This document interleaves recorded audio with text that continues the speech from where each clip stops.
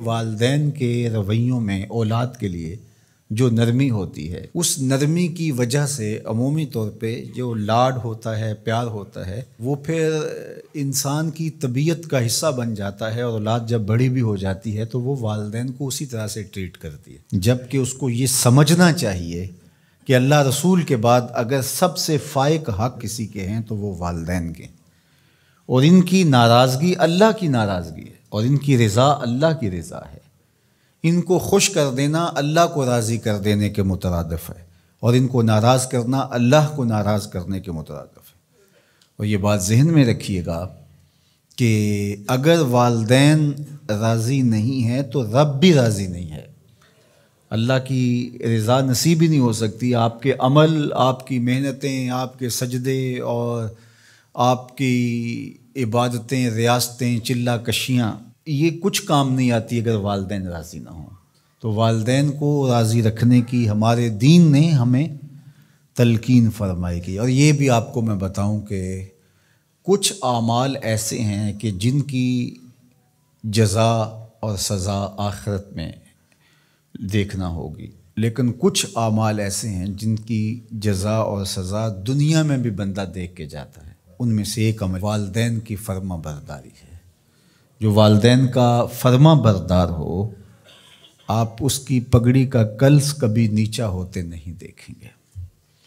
اور وہ گناہ جس کی سزا آخرت میں تو ہے ہی ہے، دنیا میں بھی ضرور ملتی ہے، وہ والدین کی نافرمانی ہے۔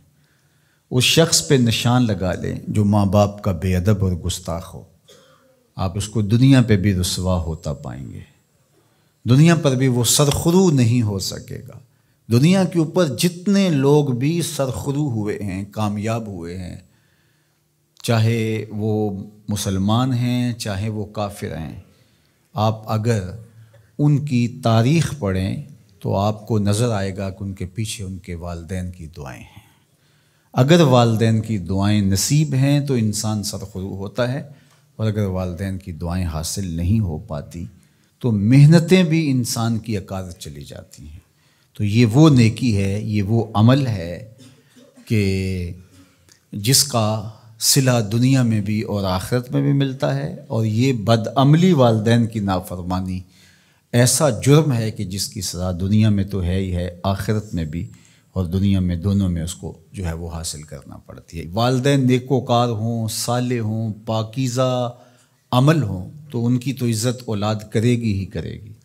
والدین برے ہی کیوں نہ ہوں، یا والدین بہت گناہ گار ہیں، شرابی ہیں اور بدکار ہیں اور اعمال بد ہیں، تو ان کی توہین نہیں کی جائے گی، اور اس بد اعمالی کی وجہ سے ان کے لیے دعائے خیر کی جائے گی۔ حتیٰ کہ والدین کافر بھی ہوں تو ان کا کفر اپنی جگہ پہ، لیکن اولاد ان کافر والدین کی بھی توہین نہیں کرے گی، ان کے ساتھ وہ حسن سلوک کرے گی والدین ہونے کے ناطے سے۔ اور نیکوکار ہوں، صالح ہوں تو پھر ان کے تو حقوق اور زیادہ عائد ہو جاتے ہیں۔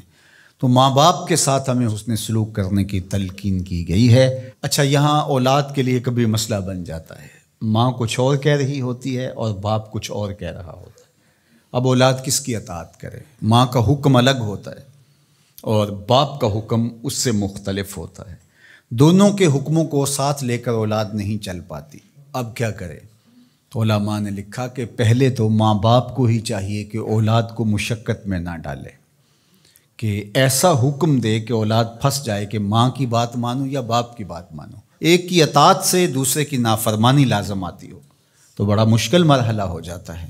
تو والدین کو اتنا خیال اور اتنا لحاظ رکھنا چاہیے کہ ان کو مشقت میں نہ ڈالے، ایسا حکم نہ دیں جو وہ بجا نہ لا سکے، جو ان کے لیے پورا کرنا مشکل ہو۔ اور بالخصوص ماں باپ کی لڑائی کے اندر اولاد جو ہے وہ پس کے رہ جاتی ہے، ماں کی بات مانی تو باپ ناراض، باپ کی بات مانی تو ماں ناراض۔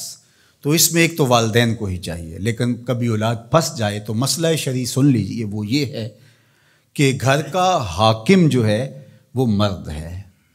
تو اگر ماں اور باپ دونوں کے احکام آپس میں ٹکرا رہے ہوں تو حکم مقدم ہوگا باپ کا، تو اولاد کے ذمے باپ کے حکم کو ماننا ضروری ہے، لیکن خدمت میں مقدم ہوگی ماں۔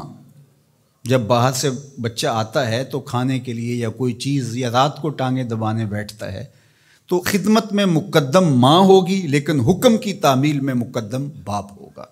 تو شریعت اسلامیہ نے ہمیں یہ حکم دیا، چونکہ خدمت میں یہ جو حدیث میں نے آپ کے سامنے رکھی ہے، تو صحابہ نے حضور سے جب پوچھا کہ ہمارے حسن سلوک کا سب سے زیادہ مستحق کون ہے، تو فرمایا اماں کا، تیری ماں۔ پھر کہا سما من، پھر کون؟ تو پھر فرمایا اماں کا، تیری ماں۔ پھر تیسری مرتبہ پوچھا تو فرمایا تیری ماں، اور چوتھی مرتبہ فرمایا ابا کا، تیرا باپ۔ تو اس اعتبار سے خدمت میں ماں مقدم ہے لیکن تعمیل حکم میں باپ مقدم ہے۔ تو باپ اور ماں یہ اللہ کی رحمتوں کے دو روپ ہیں۔ اللہ نے باپ کے سینے کے اندر بھی ایک اولاد کے لیے محبت کا جہاں آباد کیا ہے، اور ماں کی ممتا اور ماں کا پیار اور ماں کی الفت، یہ تو ایک کائنات ہی الگ ہے۔